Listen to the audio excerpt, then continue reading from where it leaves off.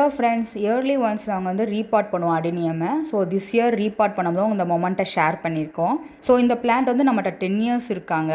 Repot பண்ணுறப்போ இந்த plant தூக்கி பார்த்தா செம்ம வெயிட்டாக இருந்துச்சு. பார்த்தா 5 to 6 kgs இருந்துச்சு. ஸோ நாங்கள் இயர்லி ஒன்ஸ் ரீபாட் பண்ணும் போது அந்த ரூட்டுக்கு நடுவில் அந்த ஸ்டோன்லாம் வச்சு பெண்ட் பண்ணி விடுவோம் இந்த ஸ்ட்ரக்சர் கொண்டு வரதுக்கு. ஸோ இந்த 10 இயர்ஸ் கேப்பில் வந்து பார்த்திங்கன்னா சூப்பராக அந்த ரூட் வந்து பாட்டம் ஆஃப் த பார்ட் வரைக்கும் போய் சூப்பராக வளர்ந்துருச்சு. ஸோ அடினியம் வந்து நம்ம ரீபாட் இயர்லி ஒன்ஸ் வந்து கண்டிப்பாக ரீபாட் பண்ணால் தான் நல்ல க்ரோத் அந்த டெவலப்மெண்ட் கிடைக்கும். நமக்கு அந்த கார்டெக்ஸும் நல்லா ஹெல்த்தியாக இருக்கும், இல்லைனா ராட்டன் ஆயிரும். அடினியம் இதெல்லாமே வந்து லோ மெயின்டெனன்ஸ் தான், பட் கொஞ்சம் மெயின்டைன் பண்ணணும். ஸோ ஒன்றுமே இல்லை, ஜஸ்ட் இயர்லி ஒன்ஸ் வந்து ரீபாட் பண்ணுங்கள். ஸோ சூப்பராக வளரும்.